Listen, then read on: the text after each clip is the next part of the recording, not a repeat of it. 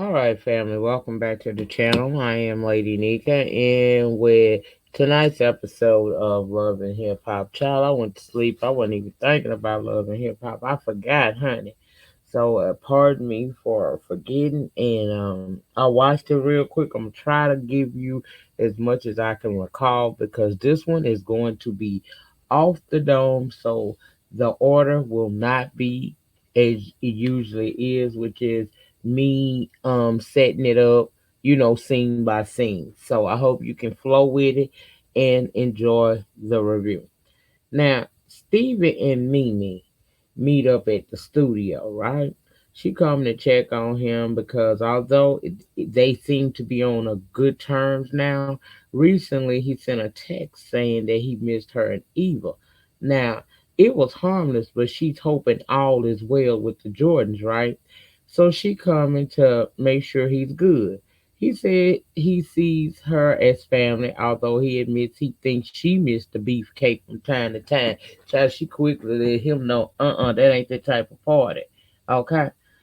And he moves on to say that he's surprised that he was the one that got married first. And asks her when she gonna get married. And she thinks she may not be the one for it. See, Mimi got abandonment issues, and it started, from her childhood on up to now. And that situation she had for many a years with Stevie didn't help. He knows it, and he apologized for his part in how she feels. She says she's happy with Ty, but it's been amazing. But she admits she never wanted to deal with the hurt like what she dealt with Stevie. She don't want to feel like that again. He calls her a lie. She feel like she knows she not being fair to Ty, and eventually something will have to happen. Now, Club South Beach. That's Jock's club, and he wants to devote more attention to it. He done invited Shekinah, light skinned Keisha, and Coca, her man, over to check out the venue. He got a full service kitchen in the place, child screen TVs all over the joint. I ain't gonna lie, the place looks nice. Now, if it's his in real life, good for him. If it ain't, then okay, fine. But child, either way, it's good to know if it is his damn place. He always keeping several irons in the fire to take care of them kids he got, right? Anyway, Shekinah say Jock place is good, it's nice and everything, but she ain't there for that. She there because she wanna try to dig into the Keisha and Bam thing because she likes them both and don't want them beefing. She want to get the ladies together to, so she has invited Bam and Scrappy to come down there. And Jock, when he heard that, wasn't feeling it. Plus, he don't want no girl fight in his damn place. Shekinah tells Keisha, Bam says she messed with her man, her friend man, okay, and took him. Coco said that ain't how that went down. He said, man, me and Shawty dated about a year and a half. He said he left because he outgrew the situation and didn't want to be there. Jock is trying to stop the conversation and tried to switch it over to them gourmet wings he gonna be selling at his club when it open up. Cause he don't really want to do that. He feel uncomfortable. Now Keisha say she ain't to blame for Coco relationship ending with Amy. Okay, she ain't had nothing to do with that. Okay, she made a point. She said if that was the case, it wouldn't be her that they need to be angry with. It would probably be Coco, which I agree with. Don't come for the woman. If your man cheat, unless that hoe was your friend and yet y'all was smiling all up in each other's faces and whatnots, I would not be coming at the other woman because your problem lies with that man. That man is the one that made you some promises, not that other woman. The side chick don't owe you nothing. And if by some happenstance the side chick happened to become the main woman, don't stress yourself because I'm a firm believer in the same way you got them is the same way you're going to lose them, okay? So let me see what else happened. She says she don't have an issue with Bam, but if Bam got one with her, then it is what it is. She ain't stressing it. Josh said Keisha has always never had an issue saying how she feel. She no holds barred and she don't care if Bam rock with her or not.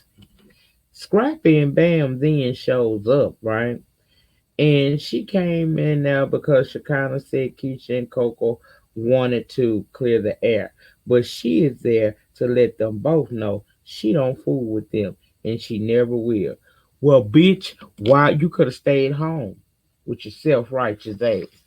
I don't see it for Batman. I ain't finna lie to y'all. I didn't like her when she was on Basketball Wives LA, and I don't like her over here. While she running around acting like she is, so holier than thou. Wasn't she around? She talk like she about that women empowerment gold girl code shit. But wasn't you around when Scrappy was still messing with Erica and you was creeping around with him? I don't know. I could be wrong about that, but I do remember doing reviews and when you first came, and as I recall, you kind of knew Erica was still in the picture, but it didn't stop you from trying to play like you just his friend and be there too, knowing that that woman didn't care for you. So I'm trying to figure out. You may not be in the business of breaking homes no more, but girl, have you always been that way? You ain't no better than the next, okay? You ain't gotta fight her or dislike her to stay clear of her. That's all. I just didn't understand why she felt like she need to come down there just to tell them that. If you don't fool with them, then you don't need to. But girl, I guess that's production. Anyway, now she kind of goes in there trying to introduce Bam to them, and Bam says she rather not. So Keisha says she rather not as well. Keisha said Bam came in like she know what happened and she does not. She kind of want them to at least try and leave the animosity alone. Child Bam wasn't willing and neither was Keisha at that point. She let her know. She with the shit, if that's what you want. She said Bam don't know her, not to fuck with her, so what is her damn point of coming down here to say all of that? Now, Jock made mad at Shekinah for inviting these women, knowing that they don't get along. Keisha says it's not her problem. Her friend couldn't keep her man. Well, Keisha, hold up now, bitch, because again, the same way you get them is how you gonna lose them. I'm with you. Bam can't blame you for what Coca did to her friend, especially if she nor Keisha really know what happened in the middle of their relationship. It's something that both of them don't know. That Amy know and Coco would know. Okay, child, whatever. Keisha say Bam don't know what's going on, and she don't give a damn about Bam not fooling with her. Bam says she not about to argue with her, and like she said, she ain't dealing with her. She's on the home record level, and she just don't want no part of it. I just feel like personally, because I really don't give a shit this week. If you don't like the girl because you feel like the girl took your friend man, Gary, y'all gonna have to deal with each other on this show. You could be cordial without being mean and malicious. But if you really just don't want to deal, girl, I'm sure it ain't that deep. I'm really sure it's not that deep. So go on about your business and stand up for your home girl. Now, Sierra off the hook for her situation. Lawyer let her know. She off the hook.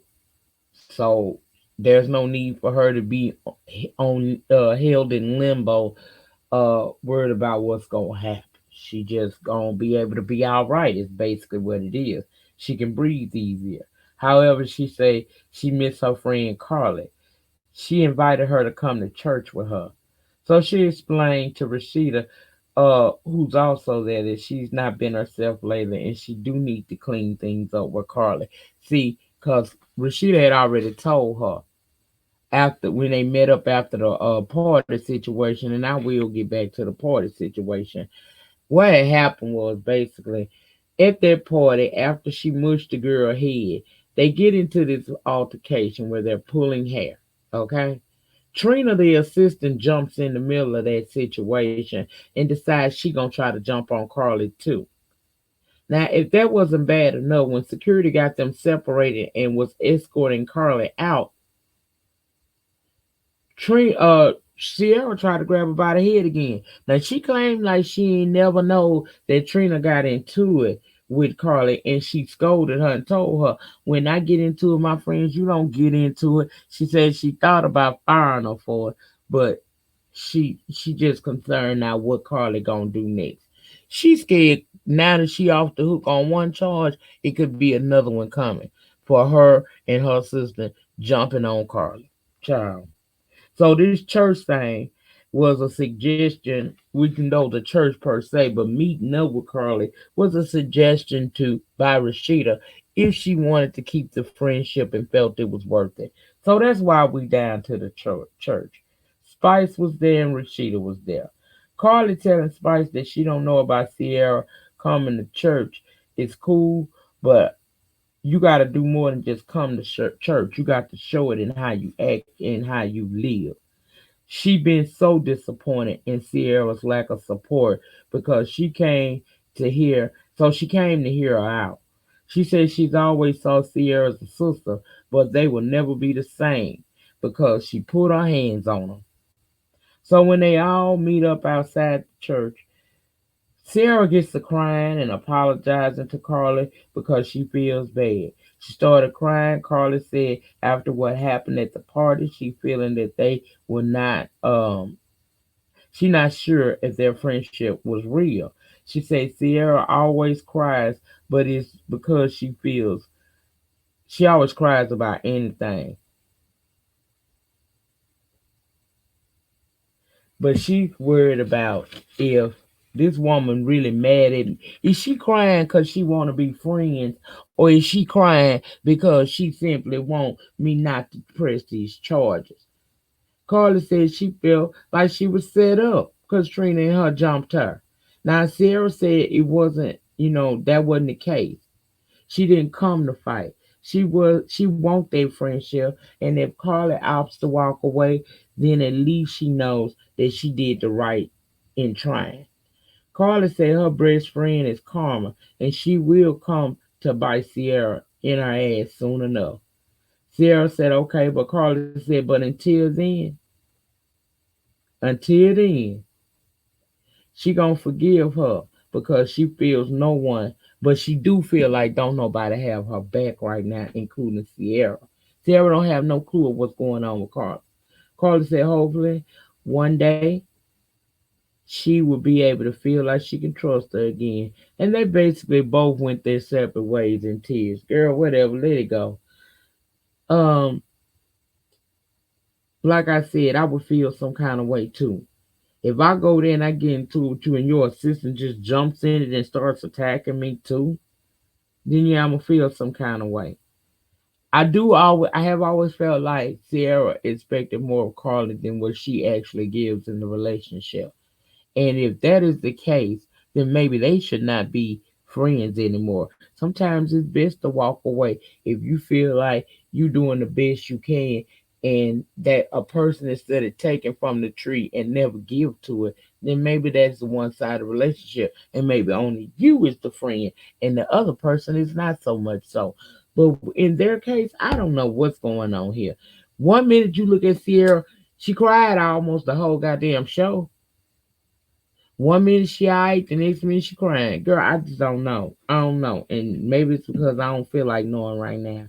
Anyway, Coco and Keisha got their own YouTube channel where they do a variety of things to include mukbangs and pranks.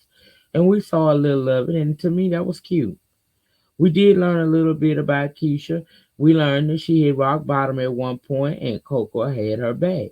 Now things are better and she wants to, move forward in the future with him, possibly marry him. And he's saying that he wanna marry her. Just give him a little time. get things situated, be more stable, I guess. So, child, she gonna hold on and wait on that ring. Girl, let me tell you something. You is still the same woman that got this man by way of probably fooling with him while he still had not ended the book or the chapter with Amy, okay? And being that that is that way from what it appears, you gotta know that Karma is the bitch. She has no respect of person. She show up at any time. And if not that, honey, the old wise saying that has always seemed to held true in every case that I've seen like this, the same way you get that man is the same way you gonna lose it. So although you may be at a better place in life right now, ma'am, there's a possibility this man will never marry you. Why should he? He got everything for free. Let's dig a little bit into the Miss Charlene situation with Rashida. She been going through using Rashida's dealers to buy her own merch for her online plus size boutique. Rashida not liking that and said anybody else had done that, they'd be fired. So Kirk want her to keep that same energy with Miss Charlene. I feel like she can talk to her mother herself if she got an issue with her being there at the store and what she's trying to do on her own. But Kirk, shut the fuck up. You have a tall glass to shut the fuck up. Because that was her mama before you, and that's gonna be her mama after you. And let us not forget, Rashida, don't lose your mind in this little 20-year marriage relationship type of situation y'all around here celebrate. Because Charlene was there when Kirk was not. So let her talk to her mama, not you, because you have been disrespectful as hell to Miss Charlene in the past. And we rather not see you do the same shit this season. Hell, for the most part, y'all whole storyline is a damn lie anyway. Anyway, child mama D got Scrappy's surprise birthday party on set, right? She say she not drinking anymore, but she not doing that breathalyzer anymore either. We see Scrap De Leon at the party looking good, girl. Oh, he was looking good. He done bounced back. He gonna be having a party soon to celebrate his 1 year being out, his 1 year left on parole, and the fact that he is reunited with his children and child things are looking up for him. Okay. Mama D come up while they talking, thank Rashida Kirk and everybody for coming, and says she feeling better. She no longer drinking. Then she asked about Charlene, who Rashida didn't even know was coming. She also mentioned Charlene confided in her that she wanted to do her own clothing line for plus size women and that Kirk wasn't feeling it because they sell plus size clothes, so he feel like it's a conflict of interest to have her constantly working in the store. Okay. So when Mama D said he was going against the grain, he said if protecting my business, saving my business is going against the grain, then so be it. I can't stand Kirk. I told y'all he looked like a ugly dickhead. I just don't see it for the bro. Okay. Spice working on her new album, she tells us, because she at the party. Say 2020 will be her year. Then we see Miss Charlene come in, and Kirk and Rashida start asking about what she told Mama D. Now, according to Kirk, when Charlene was running the Houston store, sales began to go down, and when they brought her back and sent someone else out there, sales went up again. So he feel like she was doing something, like suggesting her website to their customers. Rashida said she paid her mama a great salary, set her up in an expensive, nice apartment while she was there. But when she came back, they made the decision they don't want her in the shop because it's a conflict of interest. Kirk want her to apologize for, I guess, the sales and possibly getting customers to go to her website opposed to buying clothes in the store. Now we don't know that she did that. Miss Shirley said she ain't apologized for a damn thing because she don't feel like she got nothing to be apologizing for. She not wrong. Then Scrappy came in and he was surprised. She said he's never had a surprise party, and she only want what's best for him. She just want to see her baby happy, even though he driving her with that drink thing. She understand that too is all for her health, all for her good. He want her around, okay? Now, as the guests are partying, um, Mama D had a drink, right? Now, we didn't know whether it was alcoholic or not, but Josh said if his mama had health issues involving alcohol, he definitely would be concerned. So we see them go over there along with Ernest and ask her what she's drinking. She got upset that they didn't believe her, but she noticed they only asked her for her own good. It was cola. Karen even confirmed when she came, because Karen King showed up. She was like, "Girl, you ain't drinking." She even checked her, don't be doing that there. You ain't drinking, it's good. Over at another table, Tokyo Vanity is there, and we learned she done gave up that twat. She's no longer one of the Virgin girls, and she's loving it. She also discussed working on her new album and the people that will be on the album. And then we learned she cool with light skinned Keisha. She like her. That's her boo thing. Bam was sitting at that same table and didn't too much care for her. Bam, mama. I ain't going too far with that because I don't care. Bam Mama came up in there. Cece, is it? Now, Mama D and Cece don't get along. She put her out, right? So now she at this party. Mama D say, before I act a fool and show her my hooves, I'ma go on get up out of here and let her see my backside.